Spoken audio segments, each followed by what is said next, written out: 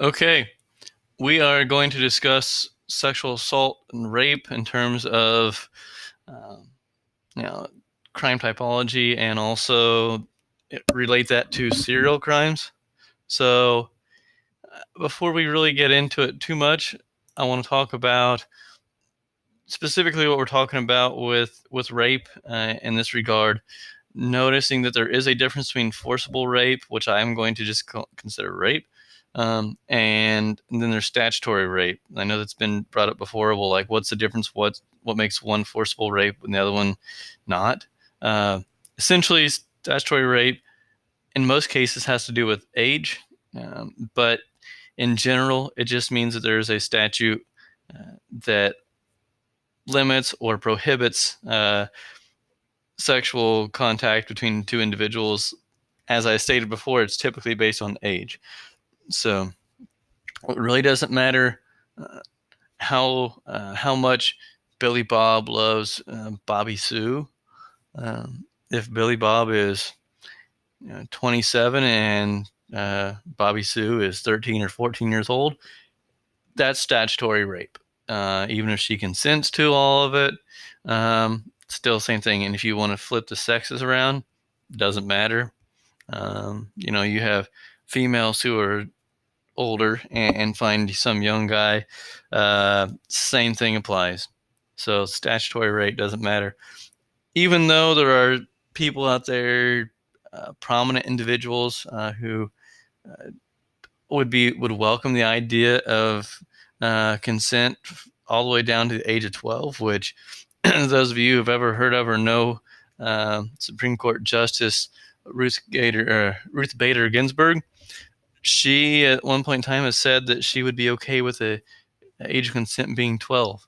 I'm pretty sure if any of you have um, any type of brothers, sisters, um, even children, some of you, or nephews, nieces, whatever, that are 12 years old, you know that 12-year-olds have zero concept of this type of stuff. Making good decisions isn't exactly common. So that's kind of ridiculous. But either way, so for our standpoint, we are going to focus on forcible rape. We're just going to refer to it as rape. And the definition of rape, it is on screen here. You can see that.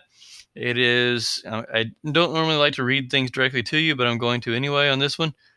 Penetration, no matter how slight, of the vagina or anus with any body part or object, or oral penetration by a sex organ of another person without the consent of the victim. So at one point in time, sodomy was a different charge, basically. So if there's anything that entered the anus, that was not considered rape, because for older definitions, rape only dealt with penetration of the vagina, and it also did not include objects. It only included the sex organ of a penis or something along those lines. But now it is broad enough to consider all aspects of sexual conduct that are non-consensual, and going from there. So, all right, moving ahead though. We do want to focus on the three basic types. And these are not the type, when I say types, like later on I ask you about, hey, these are types, what type of rapist was it? This is not what I'm referring to. And this is the simple category of, was it someone you knew? Sorry about the issues with my screen here. Was it someone you knew, someone you didn't know? Cases involving children, that will be a different time frame when we talk about pedophiles and child molesters, the difference between the two and all that. So, um, but starting off with what I want to kind of give you a real brief rundown of, known. Okay, this is typical date rape type stuff, consensual. I shouldn't say consensual. Excuse me, acquaintance date rape type of situation. It could be a boyfriend, girlfriend, could be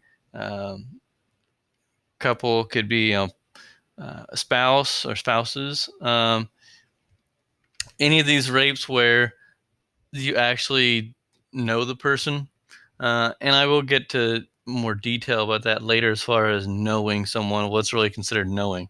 Obviously, the relationships I just described about a minute ago, you obviously know them. But actually, if you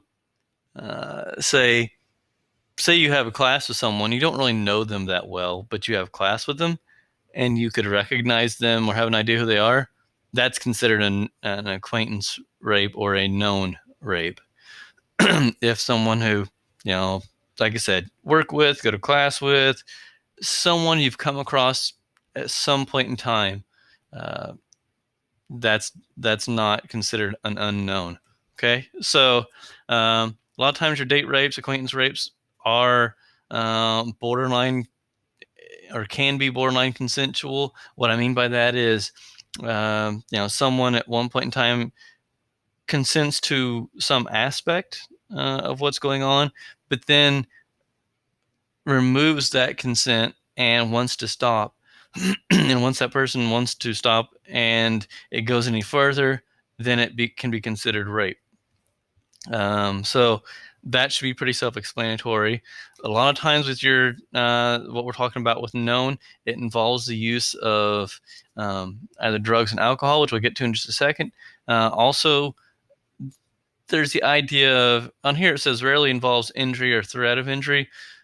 What we're actually getting at, it depends on which type we're looking at. If it's um, a spouse, it can be it can involve violence, but that's a different charge of battery that usually precedes it, not actually a part of the sex act of raping someone. It usually precedes the rape itself, not actually during it.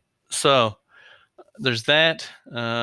Also, going back to the different types of threats, it may actually, instead of physical threats, it may be uh,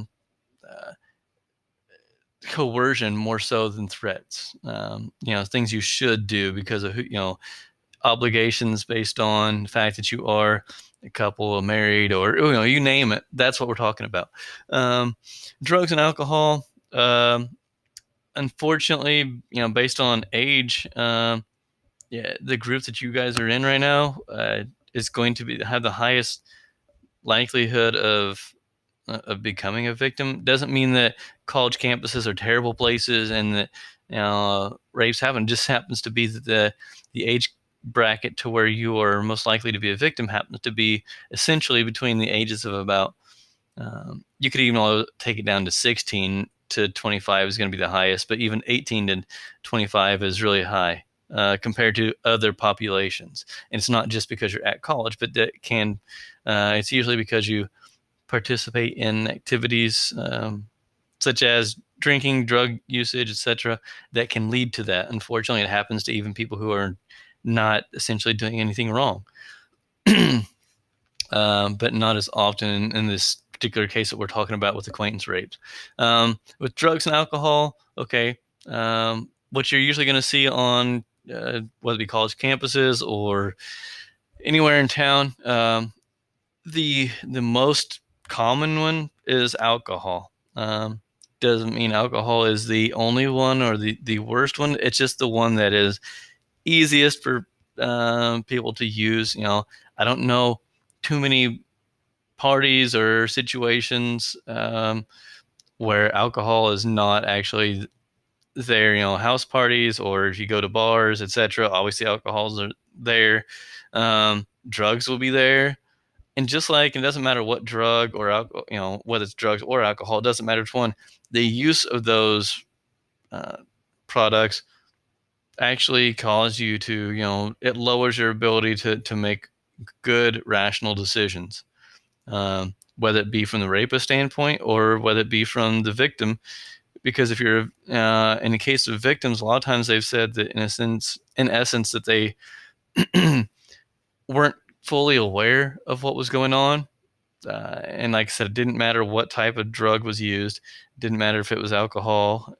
It was just a situation to where they didn't feel like, sometimes they were out of control and and wanted to stop and just didn't know how to resist at the time or couldn't resist. Others said that they didn't want they didn't want to consent, but they also were in a state of mind where they didn't really fight. They were just kind of there. So you have that. I will say the different drugs that get used a lot outside of alcohol. You have the unfortunate, those things have been around for a long time. Roofies, you have ecstasy, Molly, and meth sometimes get used. Ketamine or Special K. You have a number of things. Marijuana is another one. People think that it's a wonderful thing. It's not, but because it'll affect you just like some of the other drugs we've talked about. So those situations are where you're most vulnerable. Okay. And also gets used the most. Those weak people that feel like they have to rape someone to get any type of either power or sexual conquest or whatever they claim, those are just really weak individuals. So I don't think much of them if you can't tell. So, all right. So that being said, I'm trying to think anything else you need to be aware of. What I'm going to go ahead and do, I'm just thinking real quick here about things I should tell you about. Something I do need to kind of throw out there is that before we even get into the unknown and the different categories there, understand that in most cases where rape occurs, it's not just because it's a sexual desire, like, I really find this person irresistibly attractive, or I have this high sex drive and I need to fulfill that. That's in most cases that is not the purpose of sex when it comes to rape.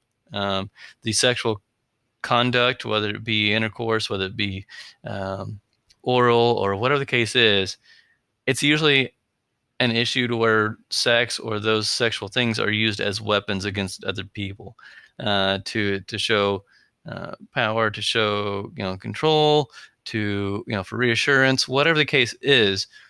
It is rarely about actually the sexual gratification from it. In vast majority of cases, that's not why people are choosing to rape someone anyway. So I just wanted to throw that out there just to let you know that, like I said, a reminder that the sexual act itself is the weapon of choice, not the end desire, or it's basically a means to an end, not the end itself. So, all right. That being said, I want to go ahead and kind of close this up, and we will start talking about more so about the unknown categories and different types that fit into serial rapists. So, until then, you guys be safe, and I'll talk to you soon.